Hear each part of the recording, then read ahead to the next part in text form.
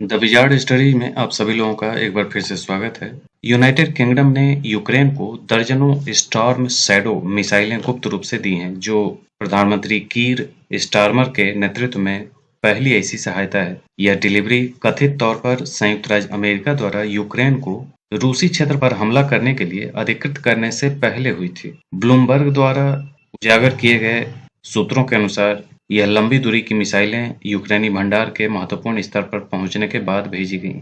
हालांकि सुरक्षा कारणों से डिलीवरी की सही तारीख और मिसाइलों की सटीक संख्या गोपनीय रखी गई है, लेकिन यह ऑपरेशन चल रही चुनौतियों का सामना करने के लिए यूक्रेन की सैन्य क्षमताओं को बनाए रखने में महत्व को रेखांकित करती है। यह डिलीवरी ब्रिटेन और अमेरिका द्वारा रूसी धरती पर लक्ष्यों के खिलाफ इन हथियारों के इस्तेमाल पर प्रतिबंध हटाने से पहले की गई थी। इस रणनीतिक बदलाव ने यूक्रेन को रूस के अंदर हाल ही में किए गए हमलों में स्टॉर्म शैडो मिसाइलों का इस्तेमाल करने में सक्षम बनाया है, जिसमें ब्रांस्क क्षेत्र में एक सैन्य सुविधा पर हमला भी शामिल है। यह विकास अमेरिका द्वारा आपूर्ति की गई एटीएसीएमएस मिसाइलों के उपयोग के साथ मिलकर यूक्रेन की विकसित होती रक्षा रणनीतियों को उजागर करता है, जिसे संघर्ष में कीव की स्थिति को मजबूत करने की मांग करने वाले उसके पश्चिमी सहयोगियों द्वारा बल दिया गया है। 20 नवंबर 2024 को यूक्रेन ने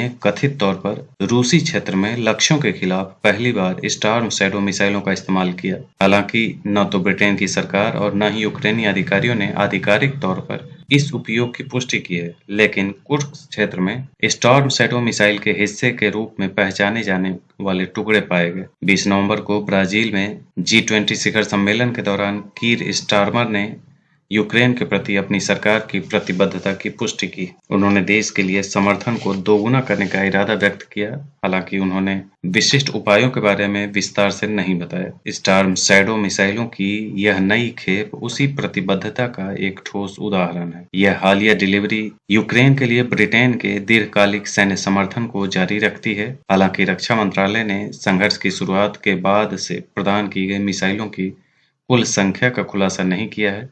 इस तरह की डिलीवरी की आखिरी सार्वजनिक पुष्टि अप्रैल में ऋषि सुनक प्रशासन के तहत हुई थी। तो ये था आज का अपडेट। इसी ढंग के अन्य अपडेट के साथ हम फिर मिलेंगे। आज के लिए इतना ही। धन्यवाद।